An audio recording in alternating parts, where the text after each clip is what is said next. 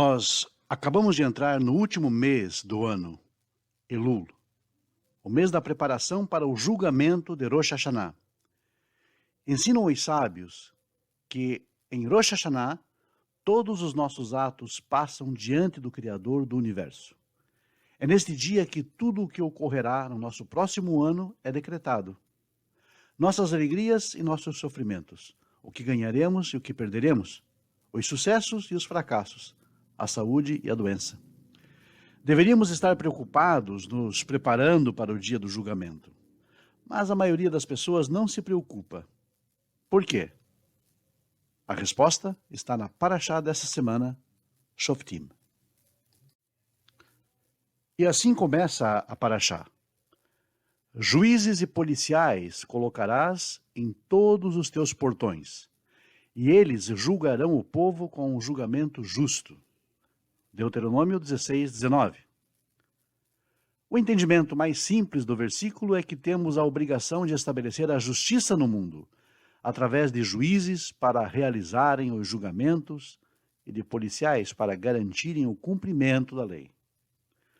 Mas nos ensina um grande sábio, conhecido como Shla Kadosh, que este verso também nos traz uma lição de vida muito importante. Os portões, ou os portais, aos quais a Torá se refere, são os portões existentes no ser humano, os olhos, os ouvidos, as narinas e a boca. Todos esses portões podem ser utilizados, seja para o bem ou para o mal. Os olhos podem ser utilizados para o estudo da Torá, mas também podem ser utilizados para nos puxar na direção dos desejos sem limites. Os nossos ouvidos podem ser utilizados para escutar ensinamentos da lei divina e músicas que alegram o nosso coração. Mas também podem ser utilizados para escutar a Shonará, a maledicência de outra pessoa. A boca pode ser utilizada para incentivar e consolar, mas também pode ser utilizada para ofender e magoar os outros. Do que depende a boa ou má utilização dos nossos portões? Depende da supervisão de um juiz que todos temos dentro de cada um de nós. Quem é este juiz? É o nosso intelecto, a nossa razão. O intelecto nos dirige, nos dá claridade, nos ajuda a fazer o que é correto na vida. Porém, vemos no mundo tantas pessoas fazendo coisas erradas. Se todos têm um intelecto, e esse intelecto nos leva a fazer o que é correto, por que cometemos tantas transgressões? Pois da mesma forma que um juiz precisa da força policial para colocar em prática seus decretos, assim também é o nosso intelecto. Somente sabermos o que é correto não é o suficiente. Precisamos de uma força policial que nos leve a fazer o bem na prática e não apenas em pensamentos. Mas que força policial é esta? Essa força policial chama-se Irat Hashem, o temor a Deus. Em geral, o ser humano foge do conceito de temor a Deus, pois não gostamos de sentir medo. Preferimos amar a Deus, lembrar que Ele é misericordioso e bondoso, pensar em quantas coisas boas Ele nos faz a cada instante. É muito melhor. Se já sentimos amor, por que então temos que sentir temor por Deus? Pois existem dois tipos de medo, um positivo e um negativo. O medo negativo é aquele que nos paralisa, que nos bloqueia. Quando uma pessoa está atravessando a rua e vê um carro, por exemplo, vindo em sua direção, se ela fica paralisada de medo, pode morrer atropelada. Mas há também um medo positivo, um medo que nos leva a mudar. Quando uma pessoa tem medo de ladrões, ela constrói muros de proteção. Ela coloca sensores, ela reforça a porta da casa. Esse medo é positivo, pois ajuda a tomar atitudes, a mudar e a melhorar. É este medo que a Torá quer de nós, um medo positivo que nos faça melhorar.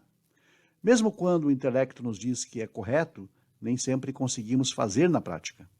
O intelecto é reflexo da nossa alma, soprada dentro de nós pelo Criador do mundo. A nossa alma quer trabalhar, quer aproveitar cada instante da vida para adquirirmos eternidade. Mas a alma foi colocada dentro de um corpo material pesado que está conectado com o mundo físico. A alma quer levantar de manhã para servir a Deus, mas o corpo quer dormir mais. A alma quer, no final do dia, estudar um pouco de Torá, mas o corpo quer ir para casa, assistir TV, confortavelmente no sofá. A luta entre corpo e alma é uma constante. Mas o que nos possibilita vencer a guerra? É o temor a Deus, é aquilo que nos impulsiona a crescer espiritualmente e a vencer nossos impulsos naturais, que normalmente nos levam a cometer transgressões. Os sábios explicam que um pássaro que quebra uma das suas asas não pode voar, pois o voo somente acontece quando as duas asas trabalham com força. O mesmo ocorre com o amor e o temor a Deus. Cada uma dessas coisas é uma das nossas asas espirituais que nos possibilita voar. Somente o amor não nos leva a um crescimento espiritual verdadeiro. Mas apesar do temor a Deus ser algo tão importante para o nosso crescimento espiritual, estamos muito longe desse sentimento. A prova disso é que, apesar do julgamento de Rosh Hashanah estar tão próximo, estamos tranquilos, não mudamos nada no nosso cotidiano. Por quê? Pois pensamos que Deus é tão misericordioso que não há com o que se preocupar. Qual o grande erro deste pensamento? O julgamento de Rosh Hashanah é uma verificação da nossa realidade espiritual. Da mesma forma que a bondade do médico não muda a saúde do seu paciente, assim também a misericórdia de Deus não muda a nossa situação espiritual, que nós mesmos construímos durante o ano, utilizando o nosso livre-arbítrio.